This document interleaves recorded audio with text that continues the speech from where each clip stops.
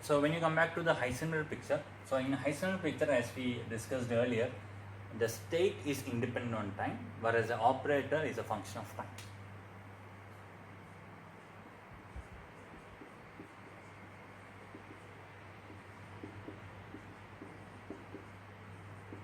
Okay.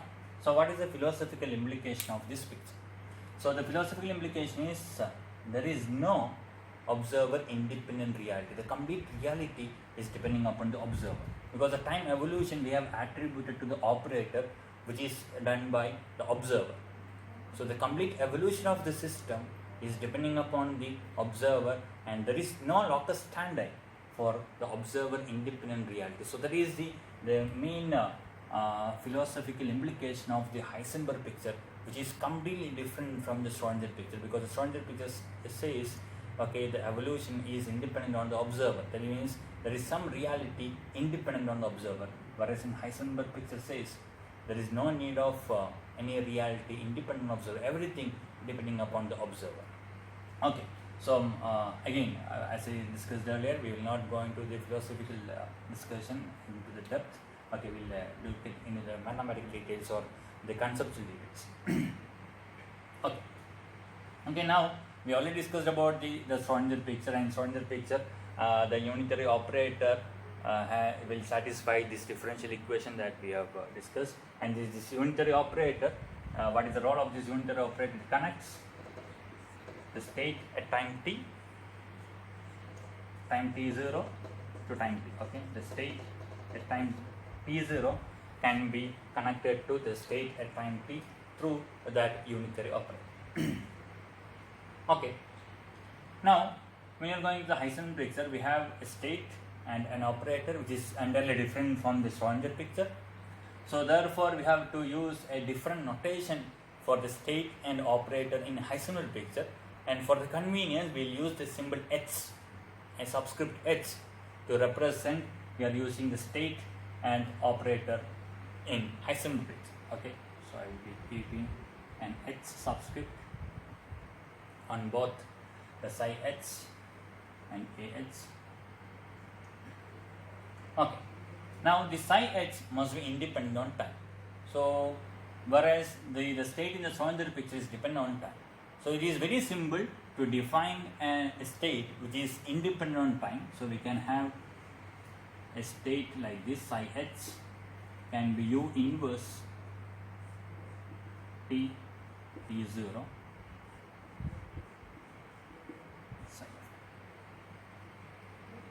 u inverse t0 psi of t. And what is psi of t? Psi of t is u inverse t0 u t0 psi of t0. Okay, so the product of the inverse of an operator and then the operator itself, that would be an identity operator, and what will you get? This is the psi at t0, is a vector at t0. Okay, so psi x, the operator in the Heisenberg picture is the state of the system in the Schrödinger picture at the time t0, or this t0 I can say that the initial time. Okay, so psi h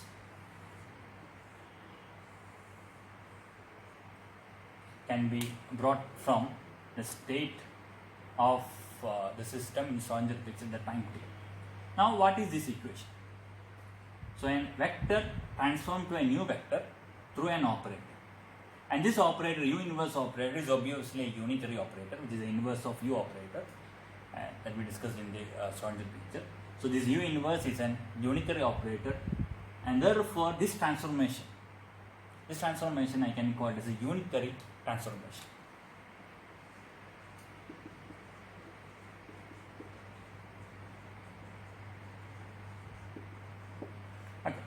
So this we have discussed at the depth what is by unitary transformation, what is by similar transformation, which is simply the changing of basis. So unitary transformation is a change of basis, and in unitary transformation the main aspect is the operator will preserve its Hermitian nature. So that is the importance of unitary transformation, and it is simply mathematically the unitary transformation means the changing of basis. Okay.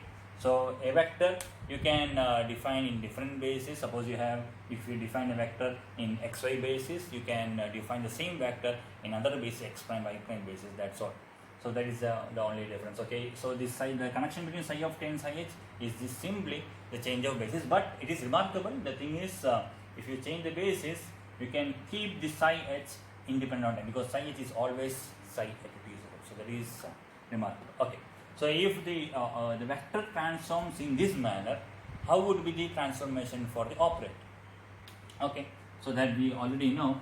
So then the operator AH and the operator in Schrodinger picture, how that will be connected. So there is a connection between the state in the Schrodinger picture and the state in the Heisenberg picture. So correspondingly, in unity transformation, what is the connection between the operators? So it is obviously easy for us. It will be U inverse T0 A U T0. Okay. So the operator in Heisenberg picture is simply this. Okay. Now this U inverse and U dagger are same, because U is a unitary operator, and I can simply write this U dagger T0 A U T0. Okay. Now we will be focusing about what would be the time evolution or the differential equation satisfied by the operator in Heisenberg picture. Okay, as we stated earlier, the operator in Heisenberg picture is a function of time. So obviously that evolution we can describe using a differential equation, and we can obtain that differential equation. For that we have to use that result.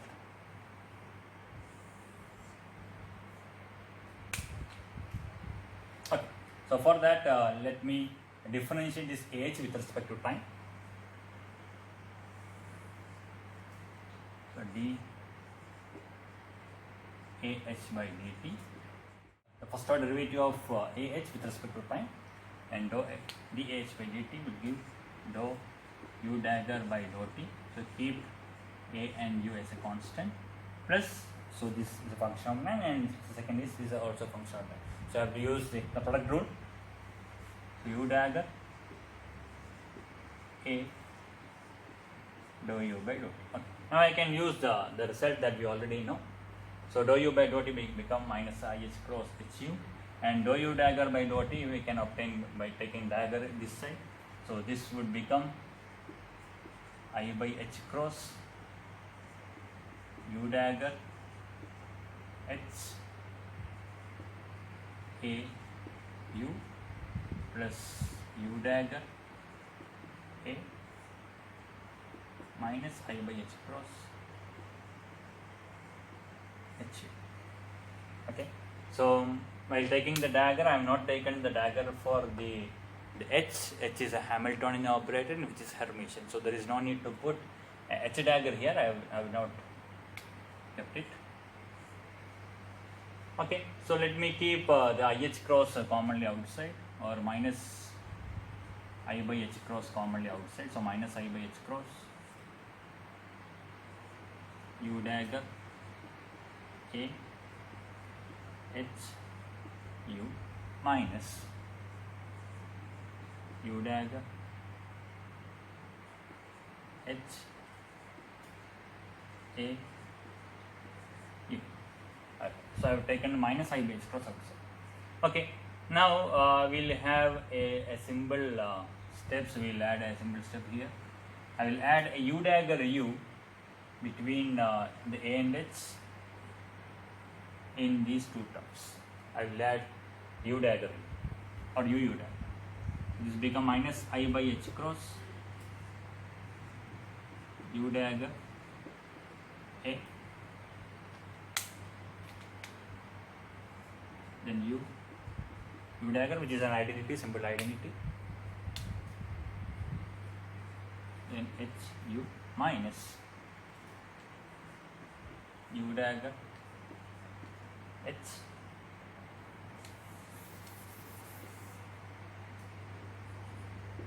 A U. In between I will keep a U dagger. Okay, now what would be this U dagger AU? And U dagger AU is simply AH, is an operator in Heisenberg picture, and U dagger HU is a Hamiltonian operator in Heisenberg picture. So therefore, this simply become minus I by h cross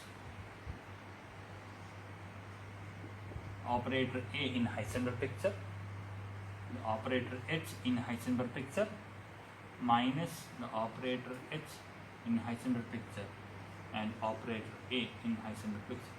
Now what is this? This is nothing but a simple commutator.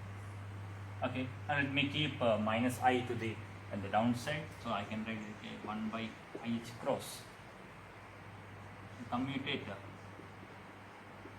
AH. If you want, you can take this IH cross to the left side and take the expectation value on both sides. So what you will get? Okay, now for write now this is called the Heisenberg equation of motion. So this is the equation of motion in Heisenberg picture.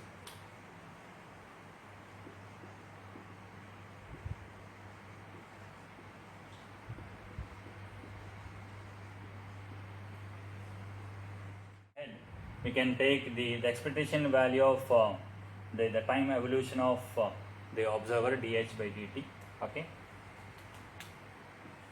So what is the expectation value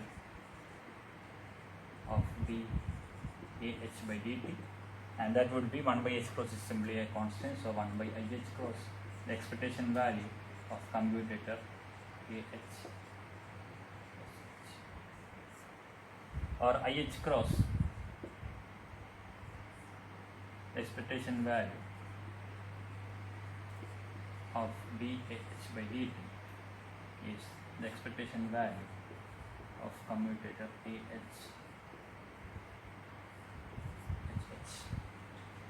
Okay, so IH cross times the expectation value of derivative of the operator AH is the expectation value of commutator AH with the Hamiltonian.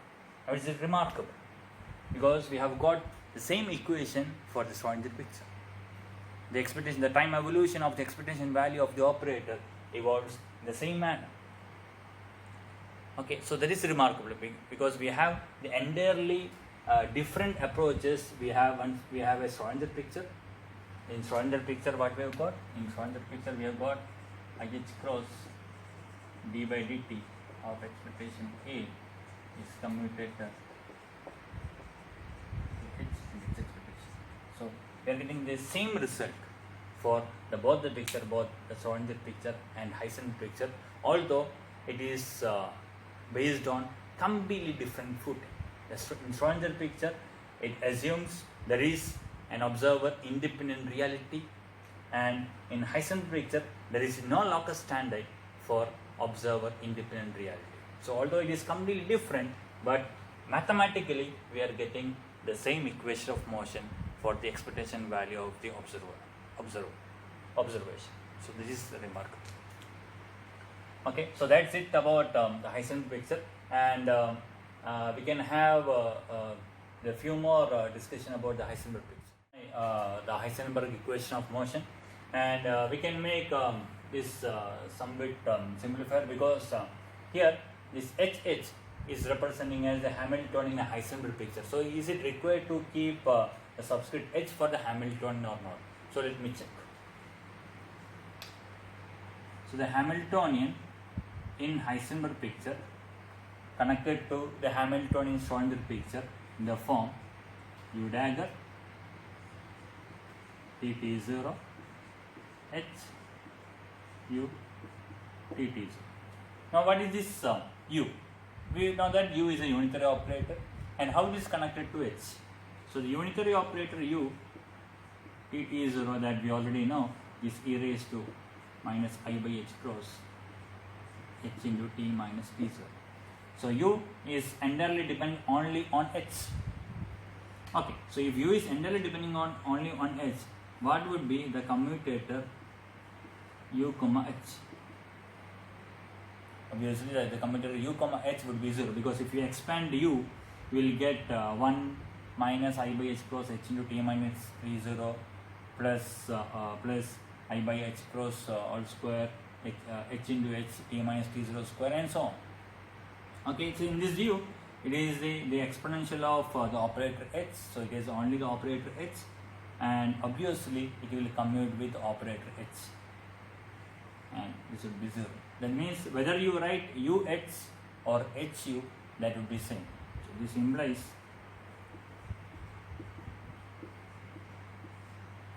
the order is not important. Okay, so if the order is not important, then you can change the order between the H and U, and you will get U dagger U into H, and what is U dagger U? Is identical. And so this implies the Hamiltonian in Heisenberg picture is same as the Hamiltonian in Schrödinger picture. Okay, so therefore there is no need to put a subscript h always to the Hamiltonian, because the Hamiltonian is same in both the pictures.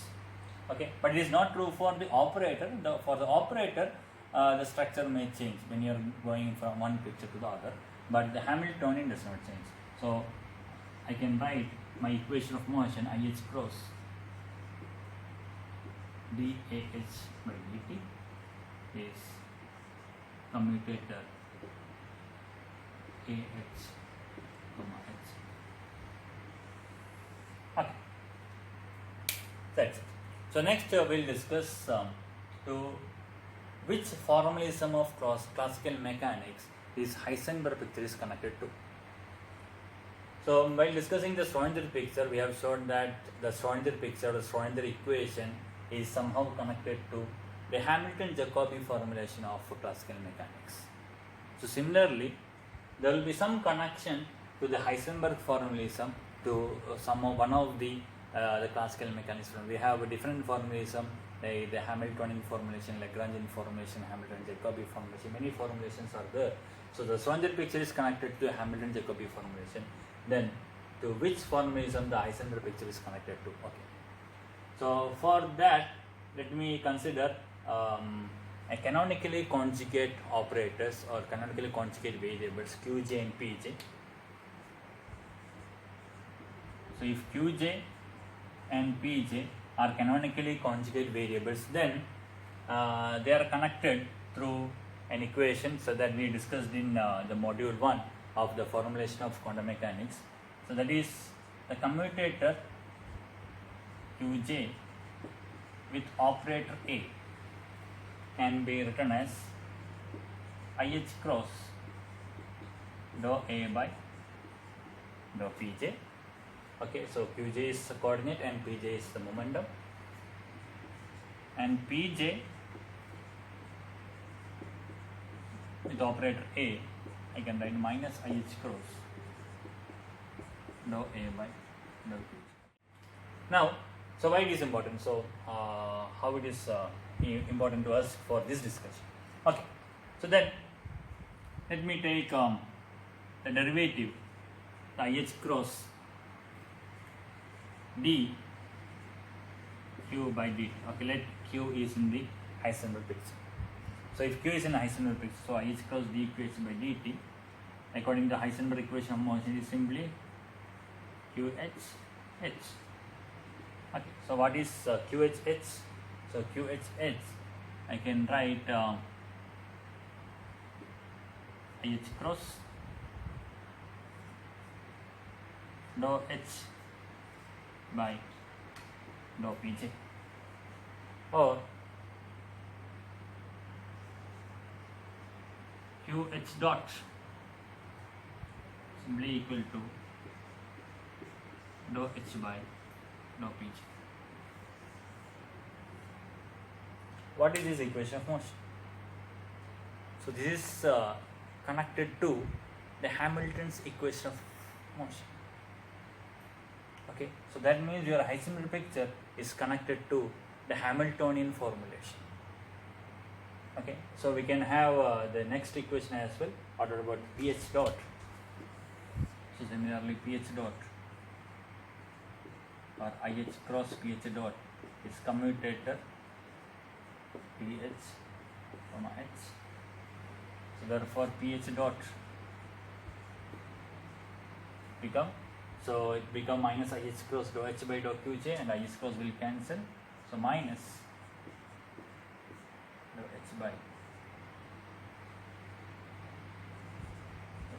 So I forgot to keep a J here. J and an H.